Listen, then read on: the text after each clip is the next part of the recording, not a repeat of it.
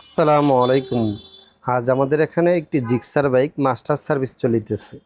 তা মাস্টার সার্ভিসের গুরুত্বপূর্ণ দুইটা বিষয় আজকে আপনাদের মাঝে আমরা তুলে ধরব। সর্বপ্রথমে যে বিষয়টা তুলে ধরব সেটা হচ্ছে থ্রোটল বডিটা। দেখুন থ্রোটল বডির ভিতরে কি পরিমাণে কার্বন জমেছে যা বলার মতো না। এত পরিমাণের কার্বন জমেছে যেটা আলকাতরাও ফেল হয়ে যাবে। তাই এই পরিমাণে কার্বন জমলে আমাদের থ্রোটল রেসপন্সটা কিন্তু ভালো পাবে না। ফুয়েল কস্টটা অনেক বেড়ে যাবে, বাইকটা এনে ভারও চলবে, প্লাস মাঝে মাঝে পিক আপটাও নিতে দেবেন না।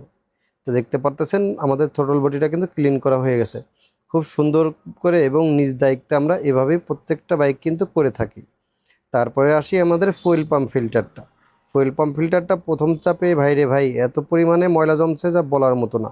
দ্বিতীয় ধাপে আমরা আবার ওর লগে ডলাডলি করতে সেই চাপাচাপি করতেছি যাতে চেপে চেপে ভিতরের ময়লাগুলো বের করা যায়। তো এইভাবেই আপনার প্রত্যেকটা ফিল্টার আমরা করে থাকি। তা এত পরিমাণে ময়লা আপনারা নিশ্চয়ই দেখতে পারতেছেন। এই পরিমাণে ময়লা থাকলে আমাদের কিন্তু বাইকটা ফুয়েল সার্কুলেশন ঠিক মতো হবে না। অনেকেই আমাদের কাছে এসে প্রশ্ন করে, ভাই আপনাদেরকে এফআই ক্লিন আছে নাকি? আমি তখন বলি এফআই ক্লিন বলতে কি বোঝাচ্ছেন?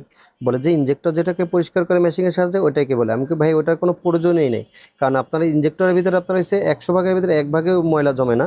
সেক্ষেত্রে ওইটা শুধু শুধু কেন পরিষ্কার করবো, আর কেন ভাই আমি এই টাকাটা ইনভেস্ট করবো একটা মেশিনের পিছনে 50 থেকে 60 হাজার টাকা?